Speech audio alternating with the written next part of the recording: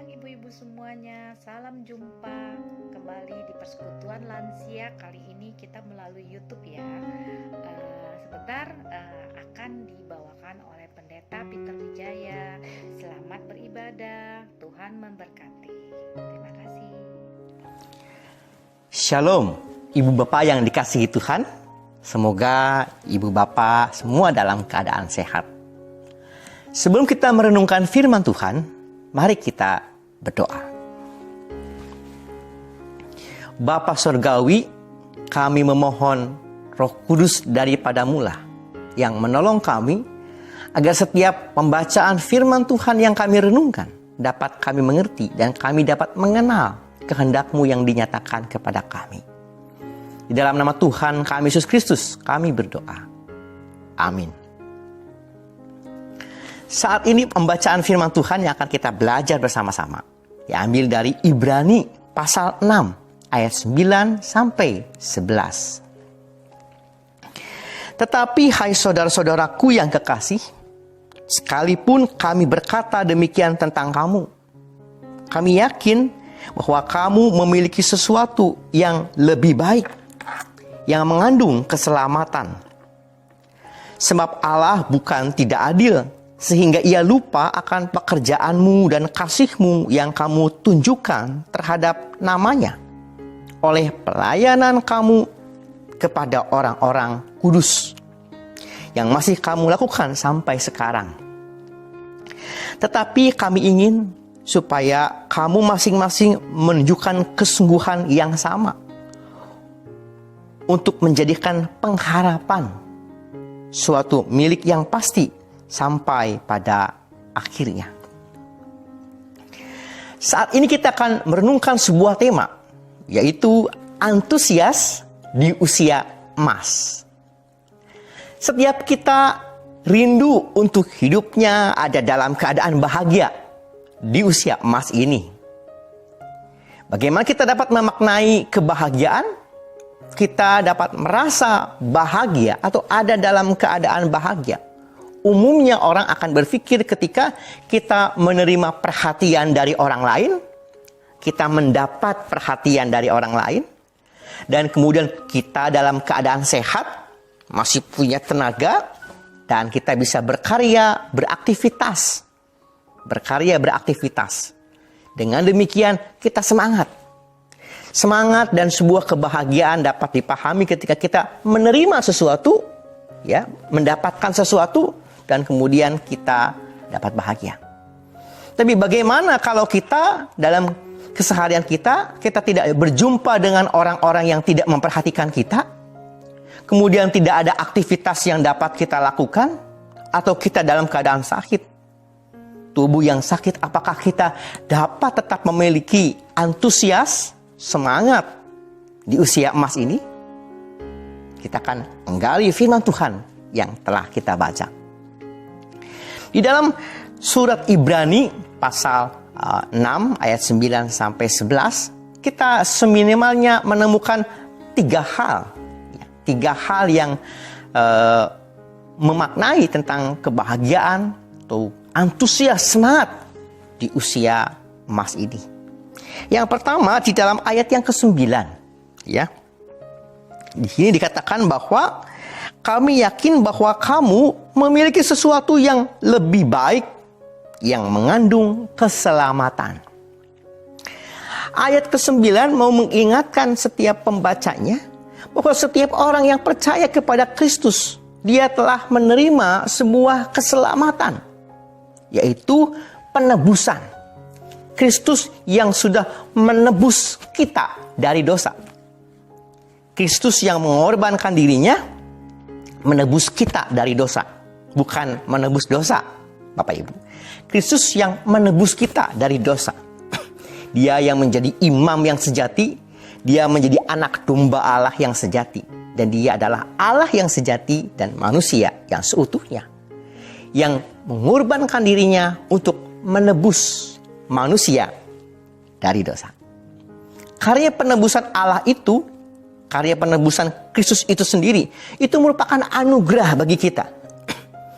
Itu merupakan anugerah, ya, dan itu tidak dibayar dengan barang fana, itu dibayar dengan harga yang mahal, dengan darah Kristus, dengan nyawa Kristus itu sendiri. Dengan demikian, makna kebahagiaan yang pertama adalah karena kita telah terlebih dahulu menerima upah di awal.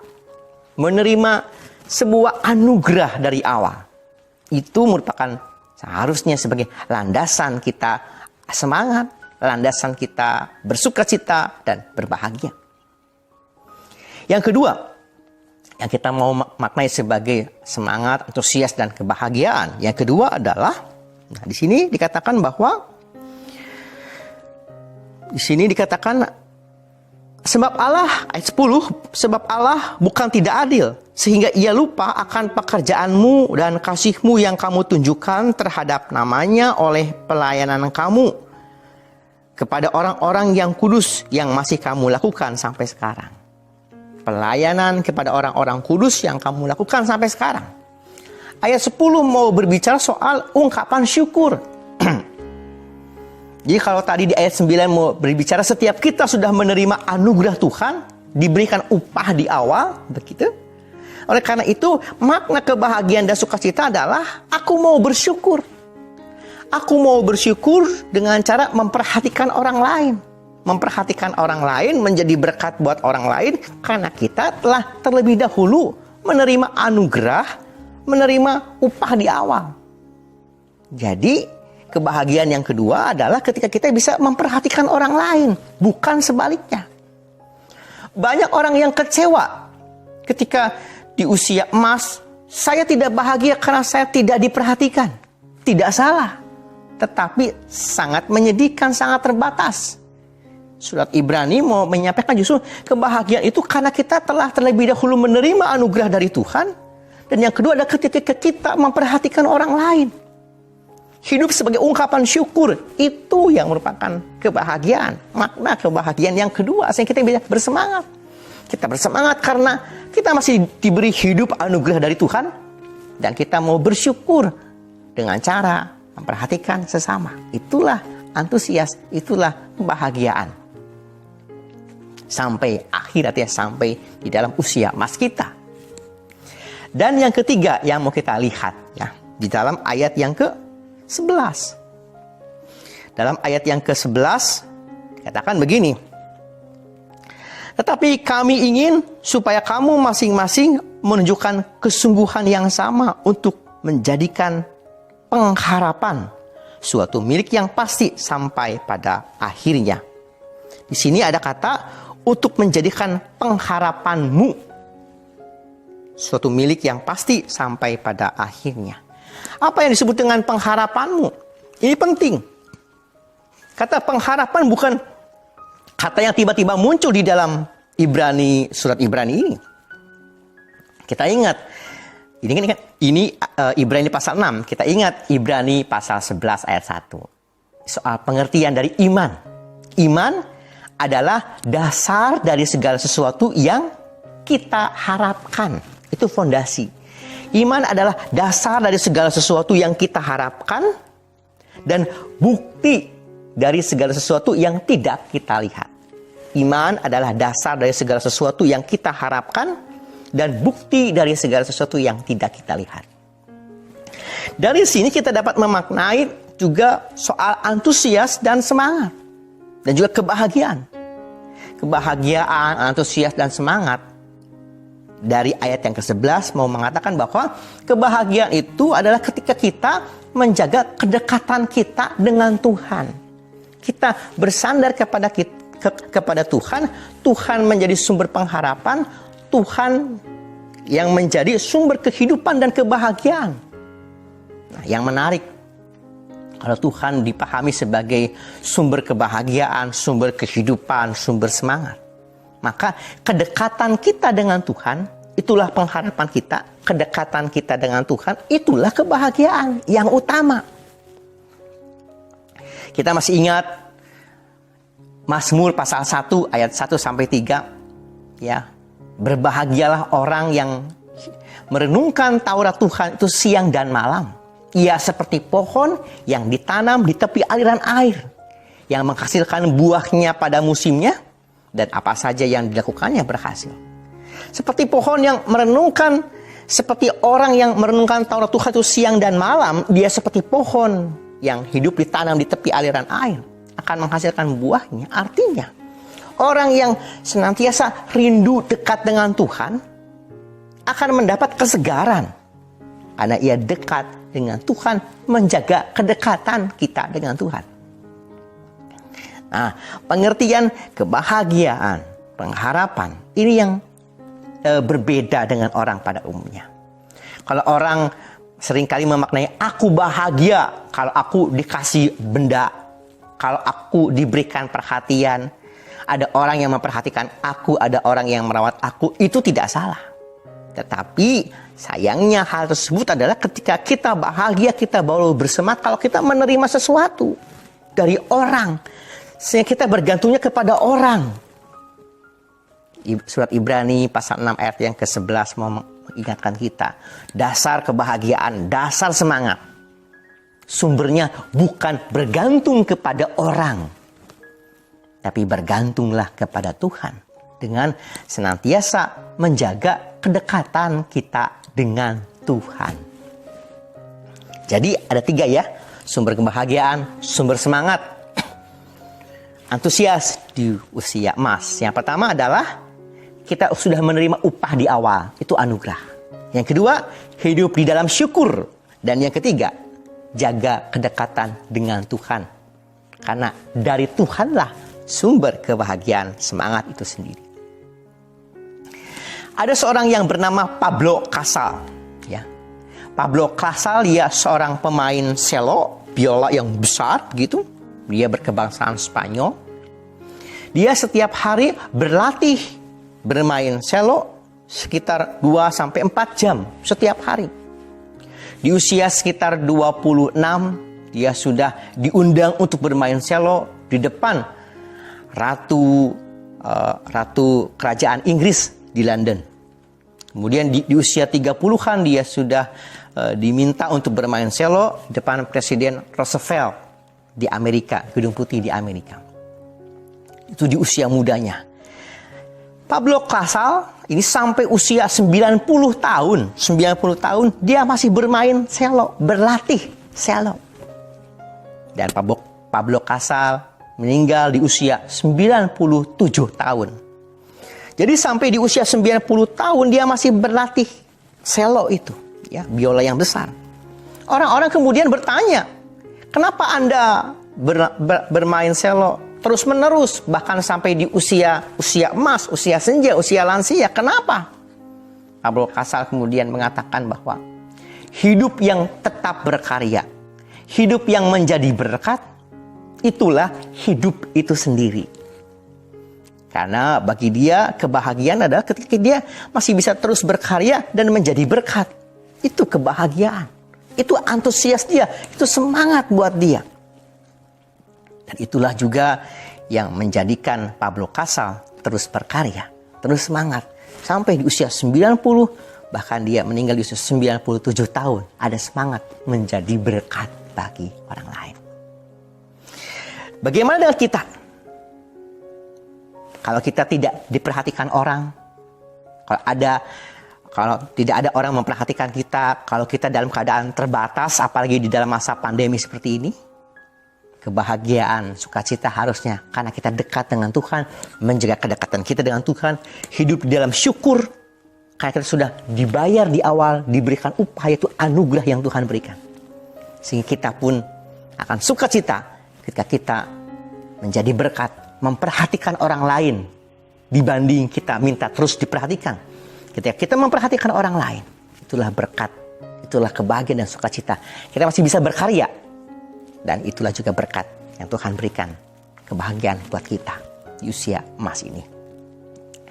Sebuah lagu yang mengingatkan kita agar kita tetap berkarya, mempedulikan orang lain, hidup dalam syukur, dalam kedekatan dengan Tuhan. NKB 211. Pakailah waktu anugerah Tuhanmu. Saya rindu untuk bernyanyi buat ibu bapak di rumah. Pakailah waktu anugerah Tuhanmu. Hidupmu singkat bagaikan kembang. Mana benda yang kekal di hidupmu? Hanyalah kasih tak akan lekang. Tiada yang bakal di dalam dunia. Segala yang indah pun akan lenyap. Namun kasih-Mu demi Tuhan Yesus sungguh bernilai dan tinggal tetap. Pakailah waktu anugerah Tuhan. Karena Tuhan yang telah terlebih dahulu mengasihi kita, maka kita mau berbagi kasih, memperhatikan orang lain, peduli kepada orang lain, lebih bersukacita memperhatikan ketimbang diperhatikan. Karena kita sudah mendapat kebahagiaan dari awal, anugerah Tuhan dalam kehidupan kita. Tuhan kiranya menolong kita, memberkati kita, senantiasa berkarya, menjadi berkat, hidup dalam syukur dan kedekatan kita dengan Tuhan. Saya rindu untuk berdoa untuk ibu bapak di rumah. Kita berdoa. Bapa Sorgawi, kami mau senantiasa bersyukur atas anugerah Tuhan yang Tuhan sudah berikan kepada kami di awal. Dan kami rindu untuk menjadi berkat, memperhatikan orang lain, tetap berkarya, bersemangat bahkan di usia emas ini. Karena Tuhan. Dan karena Tuhan senantiasa memperhatikan kehidupan kami. Tuhan, kami hendak berdoa untuk ibu bapak lansia di GKI Kosambi Baru. Tuhan memberkati di dalam kesehatan, di dalam segala kebutuhan, perlindungan. Tuhan limpahkan kesehatan, Tuhan yang melimpahkan juga perlindungan. Tuhan, kami juga hendak berdoa untuk bangsa dan negara kami yang di usia 75 tahun merdeka. Mampukan kami juga Tuhan turut ambil bagian aktif mendoakan bangsa kami. Kami juga hendak berdoa untuk tenaga medis yang tetap berjuang menangani wabah ini Tuhan. Kiranya wabah dapat segera berlalu. Tuhan Yesus berkati kami, lindungi kami senantiasa dalam keadaan sehat, dalam kuasa kasih dan kehendak-Mu Tuhan. Tuhan memberkati lansia di GKI Kosambi Baru. Dalam nama Tuhan Yesus Kristus kami berdoa. Amin. Tuhan memberkati kita semua. Amin.